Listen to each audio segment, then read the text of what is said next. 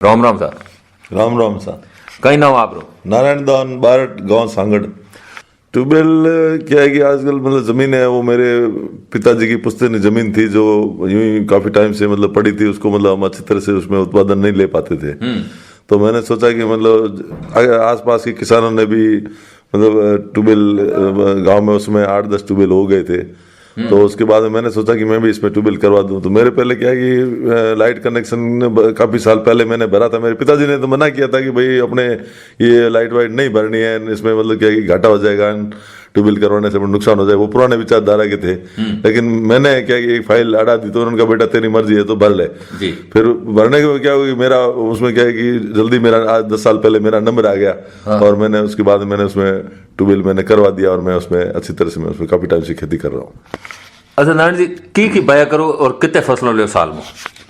मुख्य फसल तो मतलब हमारे यहाँ पे मतलब सर्दी के मौसम में जो ये रबी की फसल होती है तो उसमें हम जीरा ज्यादा या बोई करते हैं। यहाँ का मौसम है थोड़ा ड्राई रहता है और जीरे के लिए यहाँ का वातावरण बिल्कुल अनुकूल रहता है। बरोबर। तो उसमें जीरे के भी करते हैं, बाकी अरंडी की भी फसल करते हैं। लेकिन यहाँ पे क्या है कि थोड़े रोजड़े वगैरह जो होते हैं जो ये बहुत ज्यादा होते हैं, तो बाढ़ जाली वगैरह ये हम काफी कोशिश करते हैं, लेकिन ये काफी नुकसान पहुंचाते हैं, इसलिए अरंडी की फसल काफी नुकसान कर देते हैं। अरंडी की भी बोई करते हैं लेकिन उसमें पूरा हमारे को फायदा नहीं मिला। लेकिन जीरे का जो है वो हम बहुत अच्छी खेती करते हैं यहाँ पे।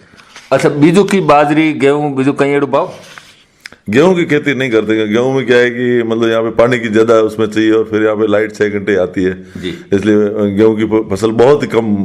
कभी एक बार बोई थी, उसको भी क्या कि यहाँ पे सूअर बहुत ज्यादा है, तो सूअर है वो उसको गेहूं को नुकसान पहुंचा देते हैं, इसलिए हम गेहूं की खेती बिल्कुल कम करते हैं। और बाजरी की वो खरीफ में हम बाजरी गवार और ये इसकी और उसमें गवार की फसल ज्यादा करते हैं और मूंग भी और तिल भी बुआई करते हैं। अच्छा नारायण जी बताओ कि मतलब जो जीरे री फसल है ज्यादातर लोग ये इलाके मैंने फतेहगढ़ तहसील में मैं जेती देखो जीरो ये सब यही भावे राइड जो को बात नहीं रुकी कारण रायडा जमा में एक्चुअल में क्या है, रायडा में एक तो क्या है कि इसमें मतलब पानी की बहुत ज्यादा जरूरत होती है और दूसरा रायडा क्या है कि ये तेली फसल है जो कि क्या है कि रेतीला इलाका है, इसलिए रेतीले इलाके में जो इसके लिए मतलब दोमट मिट्टी और चिकनी मिट्टी चाहिए। तो चिकनी मिट्टी यहाँ पे बहुत कम इलाके में है, चिकनी इलाके में है तो उसमें जरूर रायडे की खेती करते हैं, लेकिन रेतीले में रायडे की खेती बहुत कम करते हैं। और वैसे इसका भाव भी बिल्कुल कम होता है, 30-35 रुपए किलो ही होता है, तो उसमें किसान को पूरा उत्पादन नहीं मिलता है और उसका मतलब भाव नहीं मिलता है, तो उससे क्या है कि किसान उससे बहुत परेशान हो जाता है। अच्छा एक बात बताओ, जो एमएसपी है जो उर बारे में थानो की नॉलेज है, थोड़ी फसल एमएसपी रे रूप में बेची थानो भी फायदा मिलो? एमएसपी का इसमें ऐसे है कि मतलब इसका फायदा तो मैंने तो नहीं लिया है, लेकिन आसपास के किसान मूंगफली की जो कर रहे हैं वो इसका एमएसपी के आधार पे ले रहे हैं। तो मैंने देखा है किसानों को अच्छा मतलब उससे लाभ मिल रहा है, लेकिन फिर भी उसमें क्या है कि उनका क्या है कि टाइमली पैसा नहीं आता है। उसमें क्या है कि वो जो चेक वेक होते हैं उनको वो मिस हो जाते हैं और वो टाइमली नहीं आते, इसलिए किसान एमएसपी की तरफ और किसान के कर्ज के तले दबा हुआ होता है पहले से ही। तो उसको 4-5 महीने तक वो उसको तो पीछे साहूकार होते हैं, वो कहते हैं हमारे पैसे लाओ, तो 5-6 महीने तो उसको एमएसपी के पैसे मिलते नहीं है, तो फिर वो किसान एमएसपी की तरफ बहुत कम जाता है। मैंने कई किसानों को बोला मैंने 50 रुपए किलो मूंगफली बिक रही है, आप 30 रुपए क्यों दे रहे हो? तो ये 5-6 महीने बाद में पैसे आएंगे, इसलिए हम परेशान हो गए और इसलिए हम इसको जल्दी से जल्दी बुआई मतलब बेच करके और अपने जो उधार वालों को देना चाहते हैं। वैसे एमएसपी में ये है कि केवल मूंगफली का एक एमएसपी और मूंग का होने से कुछ होता नहीं है, इसमें गवार के भी एमएसपी में होता नहीं, तो गवार या लोटोप में होता है, जबकि मूंगफली तो बहुत कम होती है। सुअर ऑलरेडी ज्यादा हो गए जो इसको मूंगफली को तो नष्ट कर देते हैं। अब किसी के खेत में 50 बोरी होती है, किसी 100 बोरी, उससे उसकी लागत तो मूंगफली 20,000 रुपए किलो बीज लाता है किसान, और वो बीज ला करके और जब उसका उत्पादन आता है और कुछ उसको किसान को भी बंटवाई में दे देता है 30% 40%, पीछे बचता है उसको, उसमें घाटा ही होता है। इसलिए चाहे एमएसपी में बेचो चाहे उसको चाहे आप चाहे किसी को भी बेचो, मूंगफली का जो ये बुआई करने का किसान का घाटे का सौदा ही होता है। इसलिए इसको किसानों के लिए मतलब एक तो क्या है कि गवर्नमेंट को ये सुअर और जो ये रोजड़े होते हैं इनको मतलब इनको भगाने के लिए मतलब और इनको अच्छी तरह मतलब कुछ भी इनकी व्यवस्था है वो गवर्नमेंट करे ताकि अच्छी तरह से करे। और एमएसपी का वैसे ठीक है, लेकिन इसको टाइमली पैसा नहीं मिलने से किसान परेशान होते हैं। अच्छा ये बात तो बहुत बढ़िया बताई कि भाई देखो कि टाइमली पैसा नहीं मिले तो रोज, क्योंकि किसान तो हर कोई आप फसल बेचनी चाहे ताकि रोज उग रहे, क्योंकि पैसा तो हाथों हाथ मनखा देना पड़े जगह ले बीज बात बीज को ले। एक बात बताओ कि जो अपने क्षेत्र में मनक यूरिया डीएपी दे कई जो उकड़ और खाद भी दे और मिंगने ले जावे गोबर ले जावे, ये थानो कयो खाद बढ़िया लागे अपनी जमीन लिए उपजाऊ बढ़ाने कयो खाद बढ़िया लागे?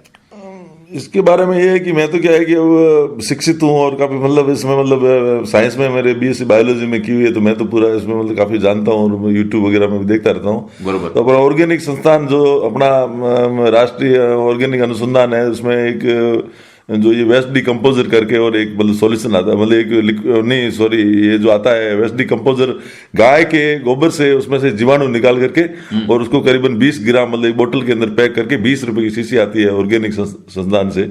उस शीशी को मतलब अगर ला करके और 2 किलो गुड़ और पानी के अंदर मिला करके और 200 लीटर पानी में उस वेस्ट डिकम्पोजर को डाल करके और उस ऑर्गेनिक बना करके और ऑर्गेनिक तरीके से अगर उसको खेत के अंदर डाल करके वो जमीन का ऑर्गेनिक जो कार्बन होता है उसको वो बढ़ाता है, वो अगर डाला जाए तो ये पाली साइड में और काफी इधर चल रहा है। वैसे अभी मैंने भी वो मंगाया था, वो जो 5-6 सीसी, तो 2-3 किसान सांगड़ के जो एक अपने गणपत दान जी सनो महादान जी है उनको मैंने दिया है, एक सीसी दी है मैंने, एक सीसी मैंने उधर अपने डांगरी साइड में भी किसान को दिया है। तो एक दूसरे की हेल्प करने की बात है, 20-50 रुपए लगते हैं उससे कोई फर्क नहीं पड़ता, लेकिन मैंने 6 सीसी में से 2 किसानों को मैंने ऑलरेडी दी है और 2 का मैंने बनाया है।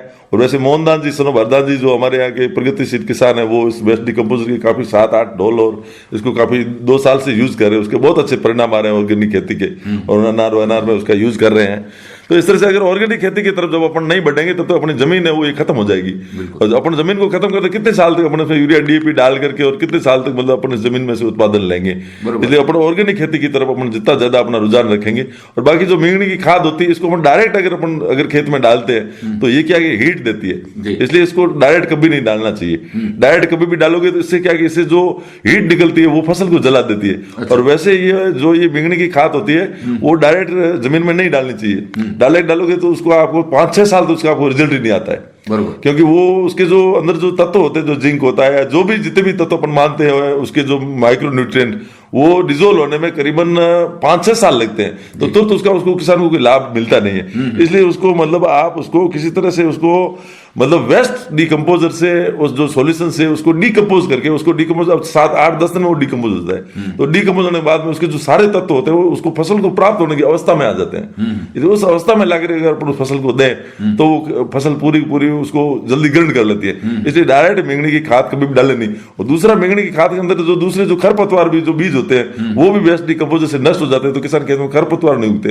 इसलिए कभी भी मींगनी की खाद को सीधा खेत के अंदर कभी नहीं डालना चाहिए। एक जो को उकड़ डाले जाए नहीं, उकड़ा क्या, मैं तो कहता हूँ उकड़ा नहीं, आप जैसे कोई भी सड़ी हुई गली सड़ी चीजें, टमाटर वगैरह जो सब्जी घर की वो सब है ना, उसको लाकर वेस्ट डिकम्पोजर सॉल्यूशन आप जो 200 लीटर डोल में से आप 50,000 लीटर बना सकते हो, क्योंकि वो एक जामन है।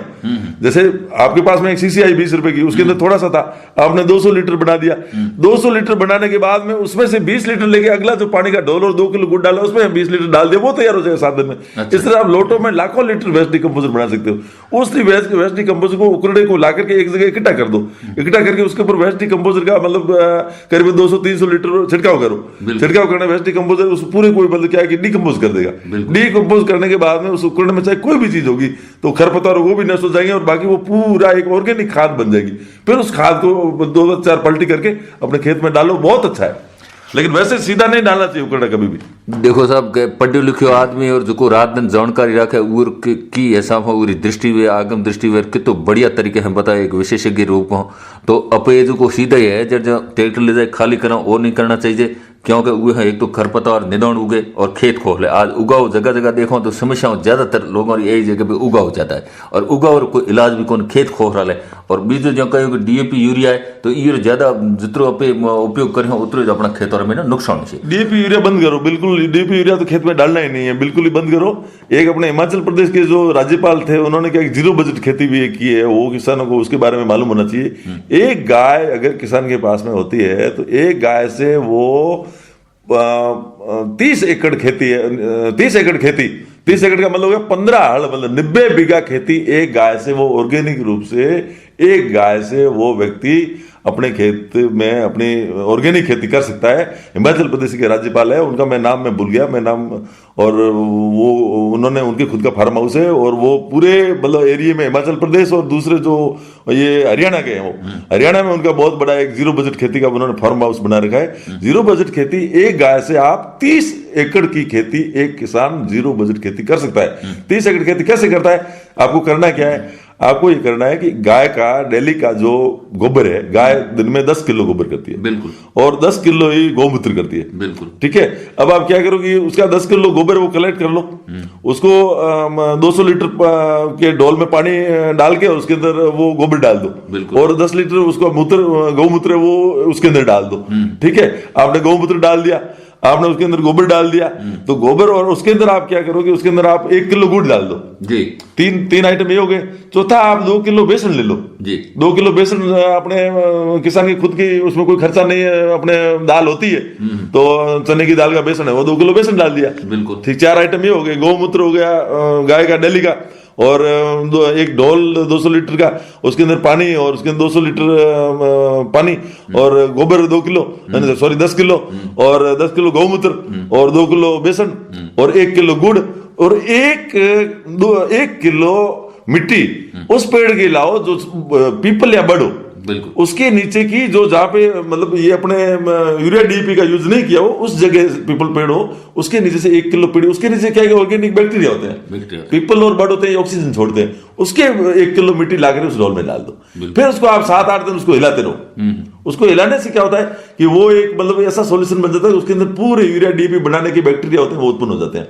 फिर उसको क्या है, आप खेत के अंदर छिड़क दो, चाहे आप किसी तरह से उसको, चाहे रेचूरी से दे दो, चाहे आप किसी भी पद्धति से अपने खेत के अंदर पहुंचा दो, ठीक है। और फसल के अंदर भी आप उसको रेचूरी में फौरों के साथ में भी चला सकते हो, ड्रिप में भी चला सकते हो, तो उससे क्या होता है, वो जीवाणु अपनी जमीन में चले जाएंगे।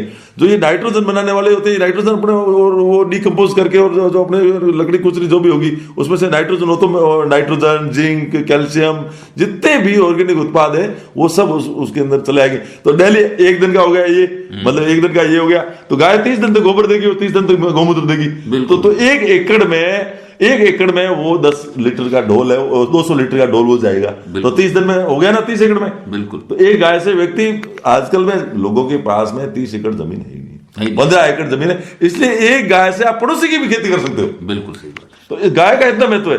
तो आप समझो, एक गाय से आप 30 एकड़ खेती कर रहे हो, तो आप पड़ोसी की भी खेती गाय से करते हो, गाय का अपना महत्व समझो। उससे क्या होगा, गाय को एक तो क्या है कि गाय होती है, और दूसरा क्या है कि जो आवारा बैल है, इनको लोग क्या आवारा छोड़ देते हैं। अब वो बैल भी तो गौमूत्र देता है और ये गोबर देता है। अब वो 30 एकड़ की खेती करने में सक्षम है, और आपका पैसा एक भी नहीं लगा। आप यूरिया डीएपी तरह तरह के छिड़काव, ये वो, अब इसी से आप बातचीत की। एक और पाला जो पड़ रहा है ना, पाला पड़ रहा है, तो पाले के लिए मतलब क्या है कि अपने को पाले का विशेष ध्यान रखना है। अभी क्या है कि जीरे की फसल के ऊपर अभी थोड़ी ठंड ज्यादा है, तो इसके ऊपर जो बड़ा जीरा है ना, उसके ऊपर थोड़ा क्या, अपने जो अपन राख अपने फ्री में मिलती है, जो राख होती है, इसको छान करके उस राख में जो ये थोड़ा सा एक सल्फर का पाउडर आता है, उस पाउडर को मतलब 3 भाग राख, और जैसे 3 किलो राख और 1 किलो सल्फर, जो पीले वाली जो 30 रुपए किलो मिलती है, वो महंगे वाली नहीं, उसको मिला करके और आप उसके ऊपर मतलब छिड़काव कर दो, ऊपर मतलब भुरक दो, ताकि क्या वो पानी उसके ऊपर ठहरेगा नहीं। पानी नहीं ठहरने से आपका जीरा खराब नहीं होगा। बिल्कुल, बहुत बढ़िया जानकारी देनी और बातचीत की। आपको बहुत बहुत धन्यवाद। धन्यवाद।